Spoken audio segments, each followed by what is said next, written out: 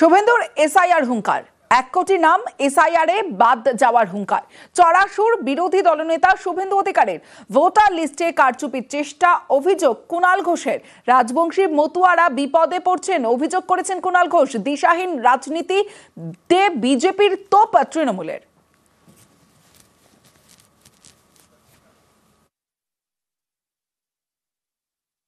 SIR ইতিমধ্যে mapping complete. ওই খেলার পার্টি 2,75,00,000 আর রাষ্ট্রবাদী বিজেপি 2,33,27,000। গ্যাপ কত? 42 লাখ। 1 কোটি নাম এসআইআর এ বাদ যাবে। এসআইআর এর পরে কোনো গ্যাপ থাকবে না। 2024 39%, আমাদের 40% রিজার্ভ। ওর ভুয়া ভোট, মৃত ভোট, বাংলাদেশি মুসলমানদের নাম বাদ যাওয়ার পরে কোনো গ্যাপ নেই। বাংলা যেগুলো সমস্ত পাওনা সেগুলো দেয়নি, কুৎসা করছে, বাংলা ভাষায় কথা বললে বাংলাদেশি বলে পুশব্যাক করছে। এখন ভোটার লিস্টে কারচুপি করতে নেমেছে। যে মডেলে ওরা কারচুপিটা করতে চলেছে তাতে দেখা যাচ্ছে যে ওরা বলছে টার্গেট করছে যেন মুসলমানদের একটা ভাব দেখাচ্ছে, কিন্তু তাতে বিরাট পরিমাণ হিন্দু মানুষ বিপদে পড়ে যাচ্ছেন। রাজবংশী কারা হিন্দু, মতুয়া কারা হিন্দু। ওরা একটা দিশাহীন পলিটিক্স করছে, মানুষের শেকড় নিয়ে টানাটানি করছে। মুসলিম ভোট চান না একথা কোনোদিন বলেননি দাবি শুভেন্দু অধিকারীর। আর এ নিয়েই তরজা। তৃণমূল কটাক্ষ করে বলছে মুসলিম ভোট ছাড়া এ রাজ্যে বিজেপি ভালো ফল করতে পারবে না। এটা বুঝতে পেরে ভোটের আগে এখন এভাবে সুরবদল।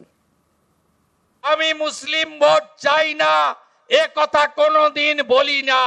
আমি যেটা ধ্রুব সত্য বলি যে আমরা মুসলিম ভোট পাই না।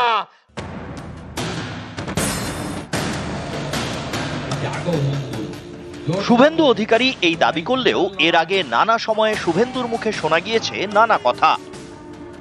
আপনারাও বলেছেন সবকা সাথ সবকা বিকাশ, আর বলবো না। বলবো जो हमारे साथ हम उनका साथ, सबका साथ सबका विकास बंद करो। नो नीड সংখ্যালঘু মোর্চা। এখানেই শেষ নয়, রীতিমতো হুমকির সুরও শোনা গিয়েছে। ওদের দলের যে কটা মুসলমান এমএলএ জিতে আসবে, বিজেপি সরকারে আসবে, চ্যাংদোলা করে তুলে রাস্তায় ফেলবো। শনিবার দক্ষিণ দিনাজপুরের গঙ্গারামপুরে কিন্তু শুভেন্দু অধিকারীর গলায় অন্য সুর। আমি মুসলিম ভোট চাই না এ কথা কোনোদিন বলি না। আমি যেটা ধ্রুব সত্য বলি যে আমরা মুসলিম ভোট পাই না। গত কয়েক বছরে বিধানসভা লোকসভা ভোটে তৃণমূলের সাফল্যের পেছনে বড় ফ্যাক্টর মুসলিম ভোট। পশ্চিমবঙ্গের জনসংখ্যার প্রায় 30% মুসলিম। 25% থেকে 90% মুসলিম ভোটার রয়েছেন এমন বিধানসভা আসনের সংখ্যা 146টি। 24 লোকসভা ভোটে এই 146 আসনের মধ্যে তৃণমূল এগিয়েছিল 109টিতে, বিজেপি 25টিতে। 21 বিধানসভা ভোটে 146 আসনের মধ্যে 131 আসনে জেতে তৃণমূল, বিজেপি জেতে 14 আসনে। এই অঙ্ক মাথায় রেখেই কি শুভেন্দু অধিকারীর গলায় অন্য সুর? তৃণমূলের মুসলিম ভোটে ভাগ বসাতে না পারলে যে এই রাজ্যে ভালো ফল করা কঠিন, সেটা বুঝতে পেরেই কি ভোটের আগে এখন সুরবদল? ভারতীয় মুসলিম আপনাদের নিয়ে আমাদের কোনো সমস্যা নেই। আমি মুসলিম ভোট চাই না এ কথা কোনোদিন বলি না। আমি যেটা ধ্রুব সত্য বলি যে আমরা মুসলিম ভোট পাই না। নরেন্দ্র মোদী সব দিয়েছেন, ভারতীয়দের দিয়েছেন, জাত দেখেননি, ধর্ম দেখেননি। কিন্তু আপনাদের পাড়াতে যখন সুকান্ত মজুমদার যায়, শুভেন্দু অধিকারী নন্দীগ্রামে যায়, আপনারা বলেন এ তো জয় শ্রীরামের পার্টি এসেছে, তাই একে ঢুকতে দেব না, ভোট দিতে দেব না।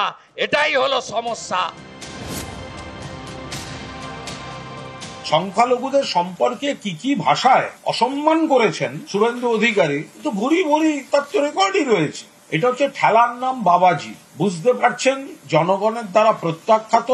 আর 2 নম্বর বুঝতে পেরেছেন যে এই যে ধর্মের নামে বিভেদের যে প্ররোচনামূলক বিবৃতিগুলো উনি দিয়ে পার পেয়ে যেতেন, রক্ষা কবচ আজ নেই। এখন সব স্টেটমেন্টে একটু পরিবর্তন পাওয়া যাবে, নরম নরম। আমি মুসলিম ভোট চাই না এ কথা কোনোদিন বলি না। নিউজ 18 বাংলা।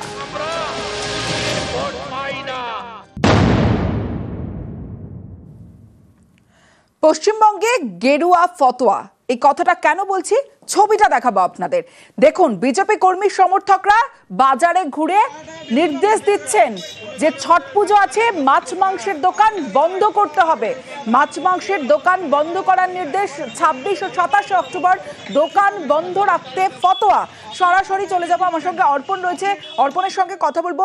অর্পণ, আমরা যে ছবি দেখতে পাচ্ছি এ তো রীতিমতো গেরুয়া ফতোয়া বলাই চলে। তার কারণ হচ্ছে গিয়ে বিভিন্ন দোকানে গিয়ে বলা হচ্ছে মাছ মাংসের দোকান বন্ধের যে নির্দেশ দেওয়া হচ্ছে।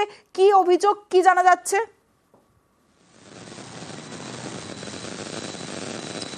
দেখো, একেবারে অন্ডাল যে বাজার রয়েছে সেখানে কিন্তু বিজেপির তরফ থেকে প্রত্যেকটি মাছ এবং মাংসর যে দোকান, সেই দোকানদারদেরকে কিন্তু বলা হচ্ছে দুদিনের জন্য দোকান বন্ধ রাখার জন্য। কারণ ছট পুজো রয়েছে, তাই মাছ মাংসের দোকানের উপর একেবারে রীতিমতো কিন্তু বিজেপির তরফ থেকে ফতোয়া জারি। এবং বেশ কিছু দোকান বন্ধ থাকলেও বেশ কয়েকটি দোকান খোলা রাখে এবং তাদেরকে গিয়েও রীতিমতো হুমকি দেওয়া হয় দোকান যারা ব্যবসায়ী তাদেরকে। এমনই অভিযোগ, কারণ যারা মাছ মাংস ব্যবসায়ী রয়েছে তারা কিন্তু বিপাকে পড়ছেন। কারণ দুদিন ধরে যদি দোকান বন্ধ থাকে তাহলে তারা কি করবে ভেবে উঠে পাচ্ছেন না। অবশেষে কিন্তু প্রশাসনের দ্বারস্থ হয়। অন্যদিকে কিন্তু এই যে অভিযোগ করছে যে সমস্ত দোকানদাররা রয়েছে, অর্থাৎ মাছ মাংস ব্যবসায়ীরা, তাদেরকে রীতিমতো কিন্তু দোকানে গিয়ে যারা দোকান খুলেছে খোলা রেখেছে তাদেরকে রীতিমতো হুমকি দেওয়া হয়, এমনই কিন্তু অভিযোগ করছে। কারণ সেখানকার যারা ব্যবসায়ীরা রয়েছে তাদেরকে বলা হচ্ছে বিজেপির তরফ থেকে মাছ এবং মাংসর দোকান যাতে করে বন্ধ রাখা হয় এই দুদিন। এবং কিছু দোকানদার তাদের কথা শুনলেও বাকি যে সমস্ত মাছ মাংস দোকানদার বেশ কিছু রয়েছে তারা কিন্তু নিজেদের সিদ্ধান্তে অনড়, তারা দোকান খোলা রেখেছেন। অবশেষে সেই খোলা দোকানগুলিতেই কিন্তু বিজেপির কর্মী সমর্থকেরা তারা কিন্তু যায় দল বেঁধে একেবারেই, এবং তাদেরকে কিন্তু দোকান বন্ধ করার কথা বলা হয় এবং তাদেরকে হুমকি দেওয়া হয়, সেটা অভিযোগ করছে। পরবর্তী ক্ষেত্রে তারা পুলিশ প্রশাসনের দ্বারস্থ হন এবং প্রশাসন তারা এসে সেই ব্যবসায়ীদের বলেন যে ব্যবসা নিজের এবং বন্ধ রাখার চাইলেই খোলা রাখতে পারেন, না চাইলে যেটা তারা চাইবেন ব্যবসায়ীরা সেটাই যাতে করতে পারেন। পুলিশ আসার পর আশ্বস্ত হয়েছেন ব্যবসায়ীরা।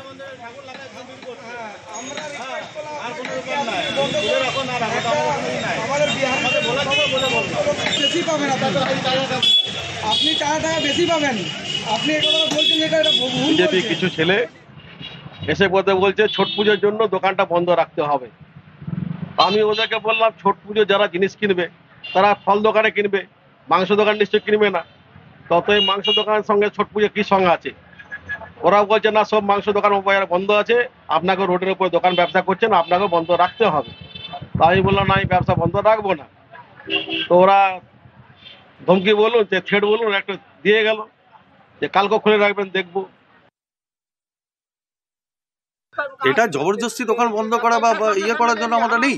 আমরা একটা রিকোয়েস্ট করলাম যে দেখুন, এই একটা যে পুজো, রাস্তা ধোয়া হয়, ঝাড় দেওয়া হয়, এবং সেই জায়গাতে যদি এরকম একটা মাংসর মানে কাটার জল বা মাছ ইয়ের মানে সেটা যে অপবিত্র যেন না হয়, তার চেষ্টার জন্যই তাকে দোকানগুলো তো বন্ধ করতে বলা হয়েছে। শুনলাম অন্ডালে কিছু ব্যক্তি ভাবে যারা বাজারে মাছ এবং মাংসের দোকানকে যারা বন্ধ করার জন্য ফতোয়া জারি করেছে, আমরা চাই যে এই অন্যায় বন্ধ হোক। অন্যায় যারা করেছে এবং যারা হুমকি দিয়ে এসেছে মাংস এবং মাছের দোকানে, আমরা প্রশাসনের কাছে আমরা অভিযোগ জানাবো তাদের নামে, এবং প্রশাসনকে বলবো যে আইনি দ্রুত যেন এর আইনি ব্যবস্থা গ্রহণ করে।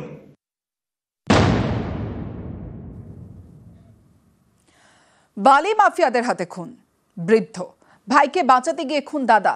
কান্দি থানা এলাকার দক্ষিণ পাড়ার ঘটনা। এক বস্তা বালি তুলতে গেলে চড়াও বৃদ্ধের ভাইকে বেধড়ক মারধর, বাঁচাতে গেলে বৃদ্ধকেও বেদম মার। ঘটনাস্থলে মৃত্যু গোলাম শেখের।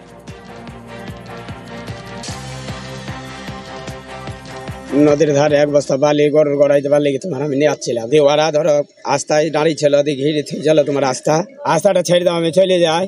তবে যে আস্তাকে ছাড়বে রে বুঝলে, দেখো আমার এই চকে বসে দিল ফাইটা, দিয়ে আমার দাদা ছিল ওর ভাইয়ের বাড়িতে, বেরিয়ে আইলো আমার চকে ফাইট মেয়ে দিচ্ছে, আর আমি দৌড়ে পালিয়ে গেছি ধরো।